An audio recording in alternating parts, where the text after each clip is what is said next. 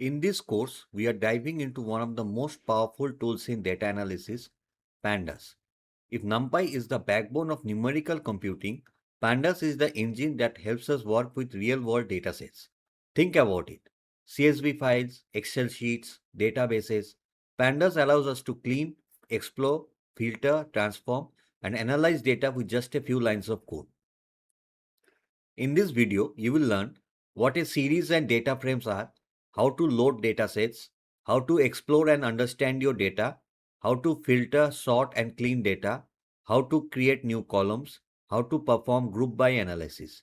By the end of this lesson, you will be working with data like a real analyst. So let's get started. So let's begin by setting up our environment.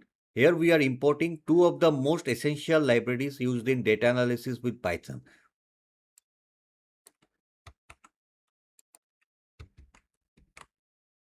Let's break this down. First, we import Pandas. Pandas is the core library we will use throughout this course. It helps us work with structured data like Excel sheets, CSV files, and databases in a fast and efficient way.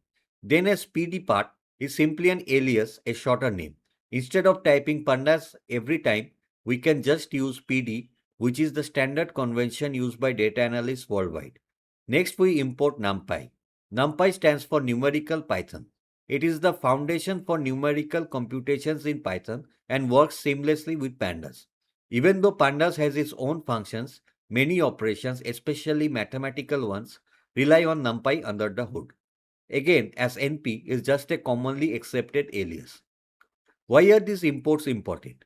Because without importing these libraries, Python wouldn't recognize Pandas data frame or NumPy arrays.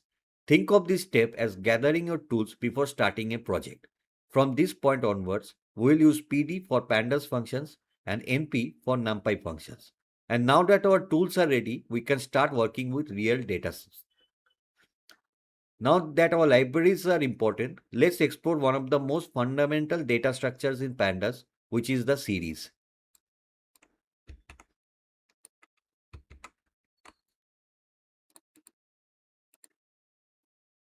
Let's understand what's happening here. We are creating a Pandas series from a simple Python list. A series is essentially a one-dimensional labeled array. Think of it like a single column in an Excel sheet. Even though we only provided values 10, 20, 30, and 40, Pandas automatically generates an index. So behind the scene, Pandas builds something like index, which is 0, 1, 2, and 3, and values 10, 20, 30, and 40. Next, we display the series.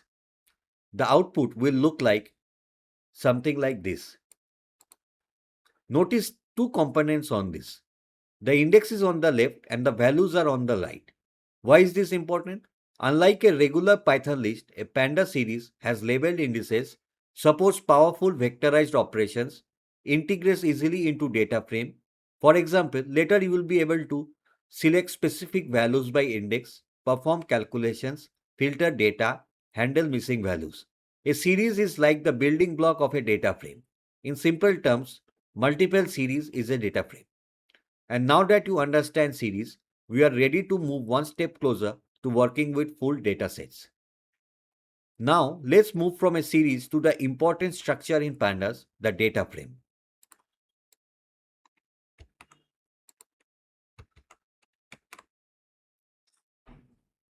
Let's break this down step by step. First, we are creating a data frame using a dictionary. In Pandas, a dictionary is one of the most common ways to build a data frame. Each key becomes a column name and each list becomes the column data. So here the name is column 1 and marks is column 2. Pandas automatically aligns value row by row. Row 0 is Alice and 85. Row 2 is Bob and 72. And row 3 is Charlie and 90. Now printdf displays the data frame in a clean tabular format. You can see the output over here. The index on the left, the columns at the top, and values inside the cells. Why is a data frame so powerful? A data frame is like an Excel spreadsheet, a SQL table, or a data set used in analytics. With data frames, you can filter rows, select columns, perform calculations, clean messy data, analyze trends, prepare data for machine learning. And remember, each column in a data frame is actually a Pandas series. So conceptually, a series is a single column and a data frame consists of multiple columns. Now you are officially working with structured data just like real world data sets. Now we are stepping into real world analysis. Instead of manually creating data, we will load a data set from a CSV file.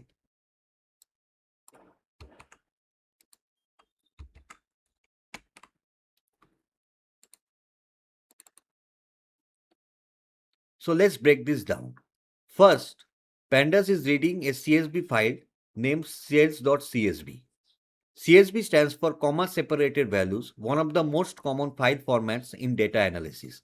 This single line opens the file, passes the data, converts it into a data frame, stores it in the variable. In, in practice, this could be sales records, customer data, financial reports, survey results. Next, we print the head. The head function displays the first 5 rows of the dataset. Why use head instead of printing the entire data frame? Because real data sets can contain thousands, millions, even billions of rows. Printing everything would overwhelm your screen. Head helps you quickly preview the data, check column names, understand structures, detect obvious issues. You can also specify a number within the head. Key takeaway from this part is whenever you load a data set, you read the file, immediately inspect it with the head function. And this is the very first step of exploratory data analysis. Now you are officially working with real data just like a data analyst. Now that our data set is loaded, the next step is to understand what we are working with. This is called EDA.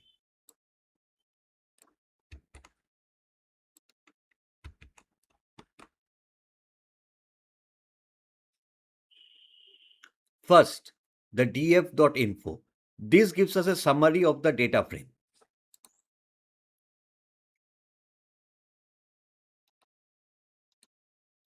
It tells us the column names, the number of non-null values, data types, whether it is an integer, float, object, the memory usage.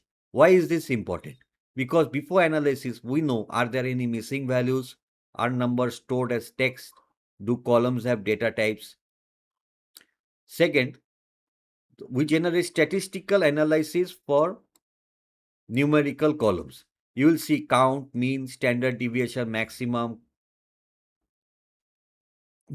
and minimum, quartiles. This helps you to quickly understand average sales, spread of values, outliers, and data distribution.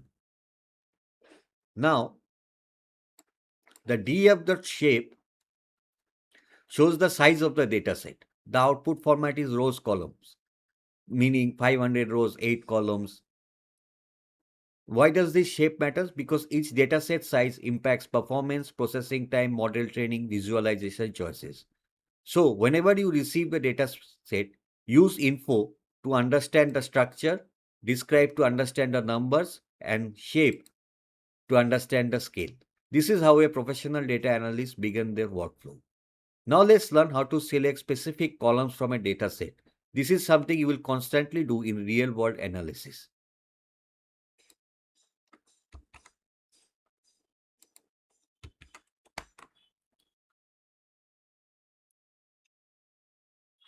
So let's break this down.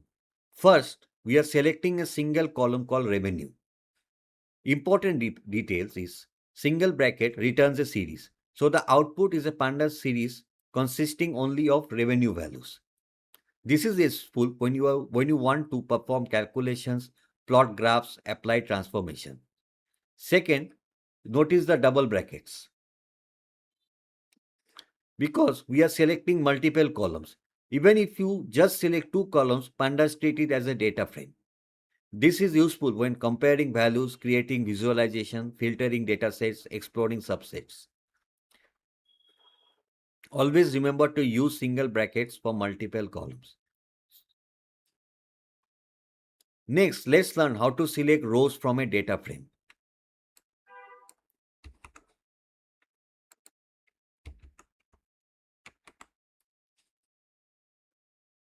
So for this, Pandas provide a powerful tool called iLog.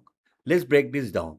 See what's happening over here is iLog stands for integer location based indexing.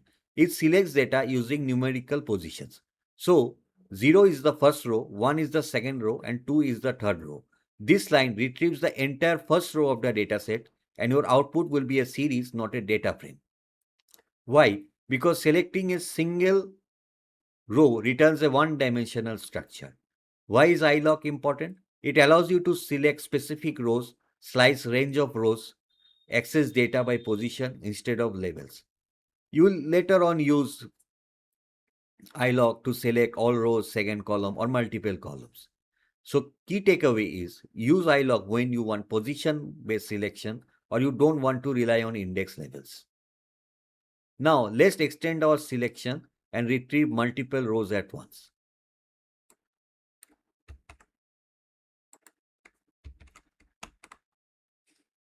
So let's decode this. This uses Python style styling. The important rule you should know is the start index is included and the end index is excluded. So 0, 1 and 2 are included and 3 is excluded, meaning we get row 0, row 1 and row 2. 3 rows in total. Unlike selecting a single row, this returns a data frame, not a series.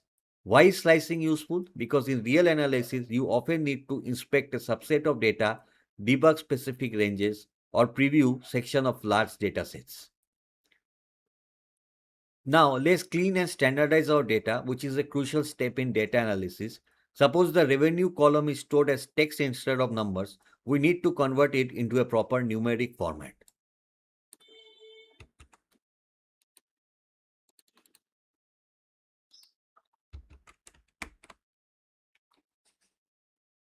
Let's break this down carefully.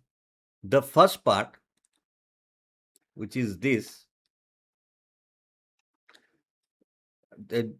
function attempts to convert the revenue column into numbers. But what if the column contains symbols like dollars or text like NA or invalid entry? That's where the error equals to this part comes in. This one, instead of throwing an error, the Pandas safely handles the bad data. Next is this part. This converts the column into a nullable integer type. Why not just integer? Because regular integers cannot store NaN values. The int64 allows integers and missing values. This is perfect for real-world messy datasets. Finally, we print it. We recheck the data frame structure to confirm whether the revenue is now numeric, the data type has been updated, missing values visible. Why is this step important? Because the correct data type ensures accurate calculations, proper aggregation, correct visualization, and reliable machine learning models. Let's learn how to filter data, which is one of the most powerful operations in Python. I mean Pandas.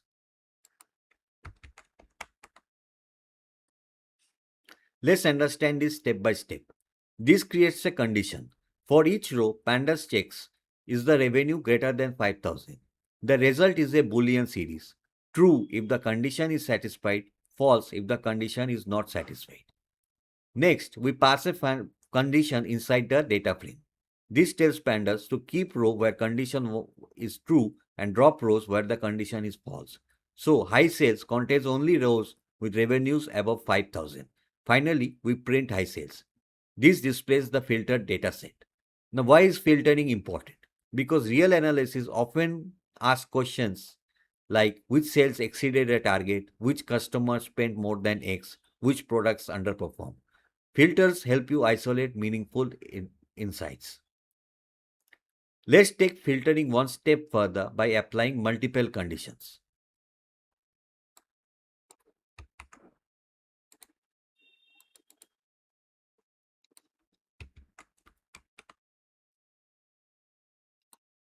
So let's break this down. Inside the brackets, we define two conditions. First, where the revenue is more than 5,000. The second condition, where you will be selecting rows where the region is west. Now let's look at the simple. This represents and, meaning revenue more than 5,000 and the region should be west. Both must be true for a row to be selected. So each condition must be wrapped in parentheses, that is condition 1 and condition 2. This is because Python needs clarity when combining comparisons. Finally, we print the filtered. This displays only rows satisfying broad criteria. Now, this is useful because real-world questions often involve multiple filters. High-value customers in a specific city, expensive products in a category, sales above targets in a region. So, the key takeaway. So, multiple conditions allow you to perform precise data slicing, just like applying filters in Excel, but far more powerful. Now, let's organize our dataset by sorting values. Sorting helps us quickly identify top performers, highest sales, or lowest values. Let me show you how.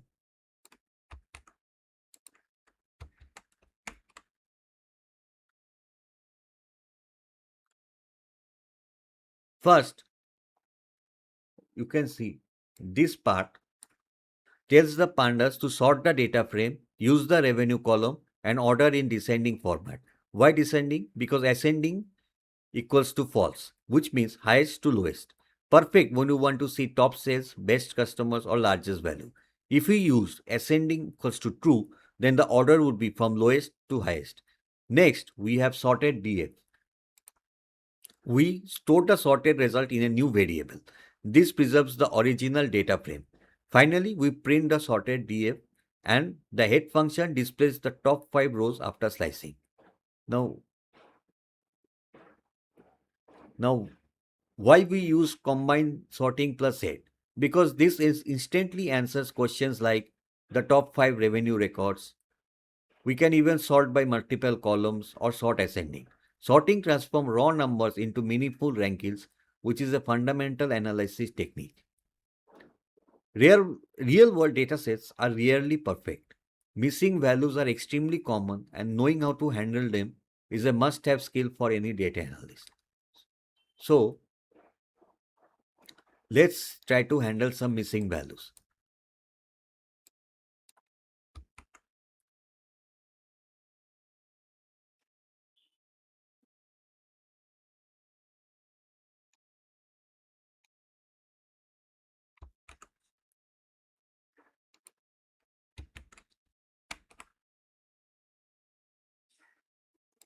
First, the isNull function checks every cell in the data frame. It returns true if there is a missing value, false if the if there is a valid value. Next, the sum function counts how many missing values exist in a data column.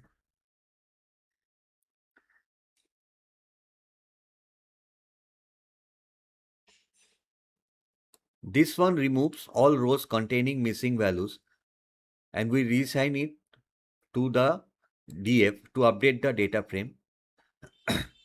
Finally, we verify whether all missing values are gone. Missing values can break calculation or distort averages or cause ML models to have errors in them and might lead to misleading insights. Now let's create a new feature from existing data. This is a very common task in data analysis and feature engineering.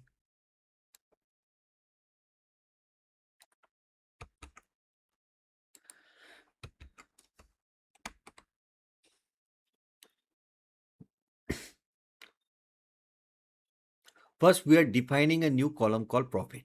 If the column does not exist, Pandas will automatically create it. Next, this part is a powerful part. Pandas perform vectorized operation. Means it subtracts values row by row. No loops are required and is fast and efficient. So internally, profit equals to revenue minus cost for every row in the dataset. Finally, we print it.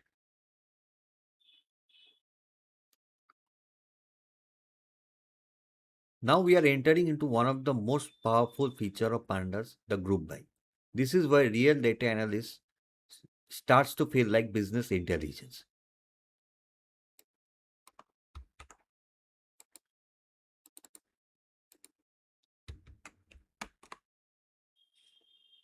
So let's break this down. This groups the dataset based on unique values in the region column. So Pandas internally creates groups like East, West, North, and South. Next is the revenue part. Here we want to specify that we want to analyze only the revenue column. Then is the sum. We want to apply an aggregation function, meaning add revenue values with each region. And the example result will be coming in the print function, where we print it and we display the summarized output, which you can see is over here. Why is group by so important? Because real analysis asks questions like revenue by region, sales by product, average marks by students, profit by category. Group by lets you split data, apply calculations, combine results. Some of the other group by aggregations are also there, like mean, count, max, or minimum. You must know that group by is the backbone of analytical reporting in Pandas. Let's apply what we have learned to solve a simple real-world analysis question. Here we will find total revenue and products performing above average.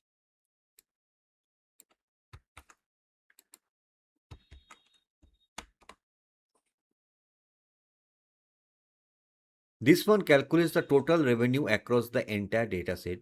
We are adding all revenue values together. So the output will come in the form of total revenue. This metric is crucial in business reporting. Let's compare each row's revenue against the dataset's average.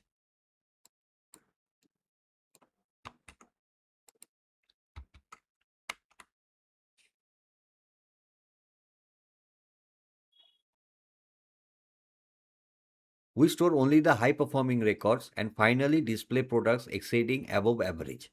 Why is this analysis useful? Because it answers questions like which products are outperforming, which sales exceeded typical performance, where should we focus strategies. So here we are doing aggregation, conditional filtering, and insight generations. So this brings us to the end of the course Pandas Essentials. Today you learned how to load real data sets, understand data structure, select rows and columns, filter and sort data, handling missing values, creating new features, and perform group analysis.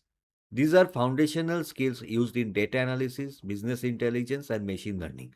But remember, watching is not enough. Open your notebook, practice these commands, experiment it with your own dataset. This is where the learning will happen. If you found this course useful, like the video, share your feedback, and subscribe for the next course. See you in the next lesson.